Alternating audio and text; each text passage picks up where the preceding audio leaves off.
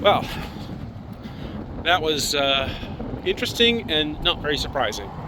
So I just saw an example of something that a lot of consultants, leaders, senior programmers, whatever you want to call them all, are guilty of from time to time. And that's inflicting help. Don't worry, I'm looking both sides.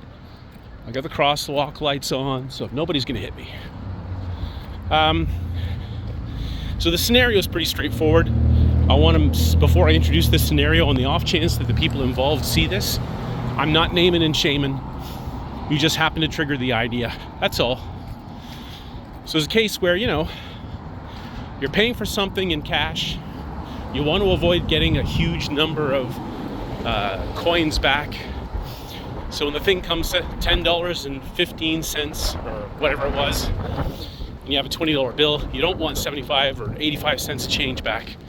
So you give them $20.25, and all you want back is $10.10, whatever it was I said, I don't even remember.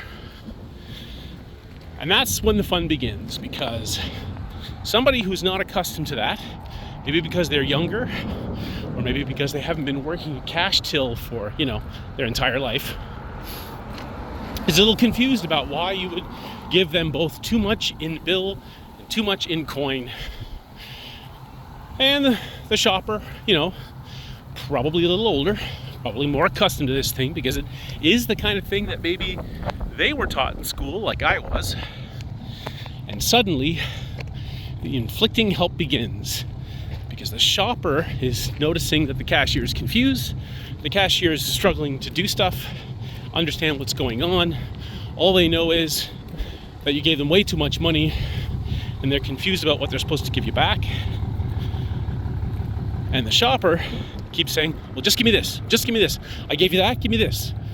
And the shopper, of course, wants to be out of there. The cashier merely wants to make sure they did the transaction correctly. Everyone's actually on the same page, on the same side. But the shopper is well-meaning and self-interested and wants to get out of there. So they just keep repeating the same thing over and over again, hoping the cashier will suddenly understand. Well, how often have you repeated the same instructions over and over again to someone, and they fail to understand it exactly the same way every time? Isn't there kind of a clue in there that maybe you should stop and try something else? First, when you notice this is happening, you are inflicting help on someone.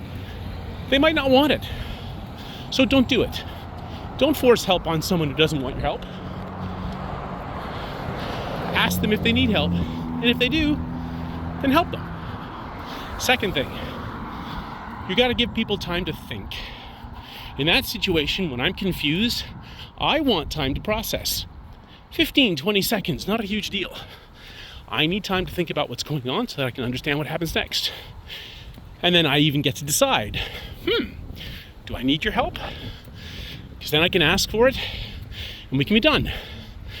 Sometimes just waiting 15 or 20 seconds in silence is worth 2 minutes of trying to explain to the other person the same thing over and over and over and over. Oh, looks like I'm here. See you next time.